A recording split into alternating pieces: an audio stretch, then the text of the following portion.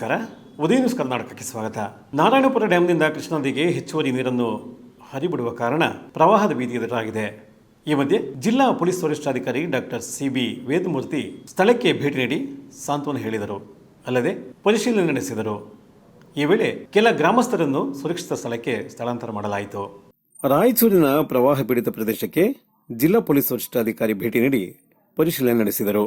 Karakaladoddi Gurjapura barrage ಹಾಗೂ ಗಂಜಿ ಕೇಂದ್ರಗಳಿಗೆ ತೆರಳಿದ ಎಸ್ಪಿ ಡಾಕ್ಟರ್ ಸಿ.ಬಿ. ವೇದಮೂರ್ತಿ ಪರಿಶೀಲನೆ ನಡೆಸಿದರು. ನಾರಾಯಣಪುರ ಡ್ಯಾಂನಿಂದ ಕೃಷ್ಣಾ ನದಿಗೆ ಹೆಚ್ಚಿನ ಪ್ರಮಾಣದಲ್ಲಿ ನೀರನ್ನು ಹರಿಬಿಡುವ ಸೂಚನೆ ನೀಡಿದರು. ನದಿ ಪಾತ್ರದ ಮತ್ತಷ್ಟು ಗ್ರಾಮಗಳಿಗೆ ನೀರು ನುಗ್ಗುವ ಪರಿಣಾಮ ಗಂಜಿ ಕೇಂದ್ರಕ್ಕೆ ಶಿಫ್ಟ್ ಮಾಡುವ ಕಾರ್ಯ ನಡೆದಿದೆ. ಮುಳುಗಡೆ ಪ್ರದೇಶದಲ್ಲಿನ ಪರಿಸ್ಥಿತಿಯನ್ನು ಸ್ವತಃ ಎಸ್ಪಿ ಅವಲೋಕಿಸಿದರು. ಸದ್ಯ 4,50,000 ಕ್ಯೂಸೆಕ್ ನೀರು ಕೃಷ್ಣಾ ನದಿಗೆ ಹರಿದು ಬರುತ್ತಿದೆ.